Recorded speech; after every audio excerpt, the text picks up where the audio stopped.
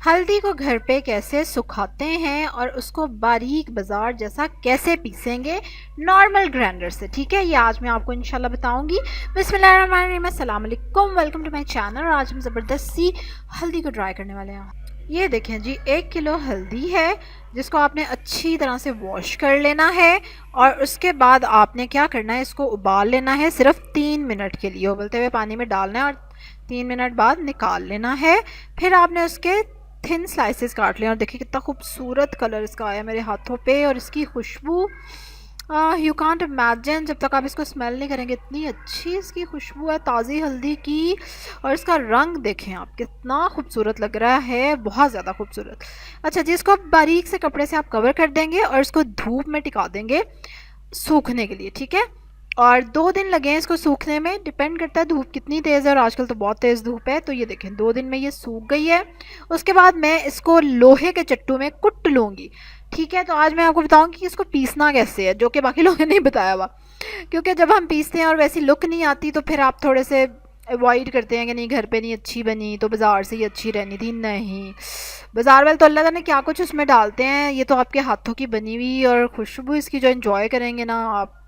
اچھا یہ دیکھیں, ٹھیک ہے, اس کو پیسنے کے بعد آپ نے گرائنڈر میں ڈالا تاکہ وہ تھوڑی چھوٹی ہو جائے. ٹھیک ہے, اس کے بعد آپ نے اس کو پیسنا ہے, تھوڑا سا پلس دے کے پیسیں شروع میں, اور اس کے بعد آپ اس کو ہائی سپیڈ چلائیں گے اور یہ پسے گی. ٹھیک ہے, پسے گی. اور اس کے بعد آپ کیا کریں گے, اس کے بعد ہم یہ کریں گے کہ ہم اچھا یہ دیکھیں, ٹھیک ہے, اب دیکھ رہے ہیں آپ کے ہلدی پس گئی ہے, لیکن اس میں کچھ گرینولز ہیں وچ آر ریئلی بگ, اور تھوڑی سی موٹی لگ رہی ہے. اب میں اس کو مزید بھی گرائنڈر چلائی بھی جاؤں گی نا تو تب بھی اتنے زیادہ کورس پاؤڈر اس کا فائن پاؤڈر نہیں بن رہا. تو اب آپ نے کیا کرنا ہے, دل نہیں چھوڑنا کہ اب میں کیا کروں, اب ایسے یوز کر لوں یہ وہ. اب آپ نے کیا کرنا ہے, اس کو آپ نے ڈالنا ہے ایک چھلنی میں, اور یہ دیکھیں, یہ دیکھ رہے ہیں آپ, چیک کریں کہ کتنی موٹی ہلدی رہ رہی تھی, اور ہم جو تھے اسی پہ صبر شکر کرنے والے تھے لیکن ہم نے نہیں کیا.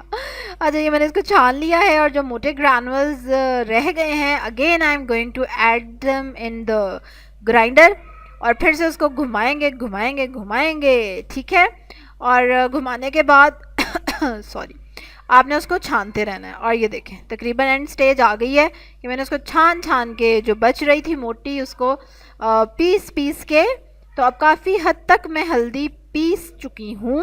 اور ابھی میں آپ کو دکھاتی ہوں کہ لاسٹ سٹیج کہاں تک جائے گی. یہ دیکھیں, still I have the granules, they are not very big, اتنے بڑے نہیں ہیں وہ, اب سائز اسمال ہو گیا ان کا, لیکن ہیں ابھی بھی ہیں.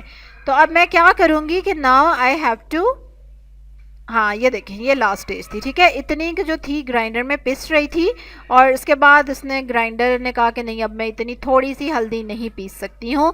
تو پھر ہمیں کیا کرنا پڑا, ہمیں دوبارہ سے جانا پڑا کہاں, اور یہ رہا لوہے کا چٹو, اس میں کٹ کے یہ دیکھیں اتنی سی بچی ہے. میں نے باقی ساری گھما کے, obviously it will take time, لیکن چلیں کوئی بات نہیں, محنت ہے اور صحت ہے تو اور کیا چاہیے آپ کو. یہ لیں جی, اب میں نے جو چٹو میں پیسی ہے اس کو میں نے چھان لیا اچھے سے, اور اب آپ دیکھیے گا ذرا کہ کتنی کی بچ گئی ہیوی بھی اینڈ پہ. It was a tiring process, لیکن جو ہلدی کی خوشبو تھی اور جو میں نے اس کے کلر کو انجوائے کیا, اینڈ آئی فیل دیٹ کہ اٹ واز ویری تھیراپیوٹک, مطلب کہ ایسے آپ ریلیکس فیل کر رہے تھے کہ میں اتنی امپریس ہوئی کہ میں نے آپ کو بتایا کہ اس کے بعد میں نے انٹرنیٹ پہ سرچ کیا کہ ہلدی سے کپڑے کو ڈائی کیسے کرتے ہیں.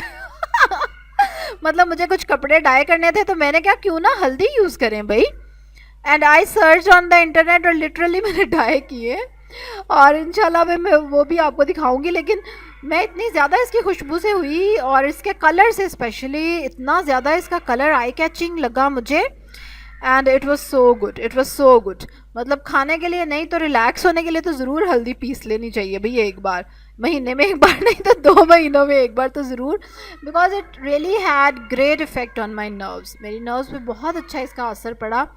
اور پتہ نہیں کیوں, ایک تو شاید ہاتھوں سے کام بندہ اپنے لیے کرتا ہے اس لیے, یا مجھے زیادہ کریڈٹ لگتا ہے کہ اس کی خوشبو کو جاتا ہے, اس کی خوشبو اور اس کا کلر مجھے بہت اٹریکٹ کر رہے تھے, تو اس لیے مجھے بہت مزہ آیا, میں نے بہت ریلیکس فیل کیا. حالانکہ یہ اس کو گرائنڈ کرنا چھاننا it was little bit tiring, لیکن میں اتنا نہیں تھکی, میں نے تھکنے سے زیادہ انجوائے کیا ان چیزوں کو نا, and I am very much کیا اس کو کہنا چاہیے, excited to do it again.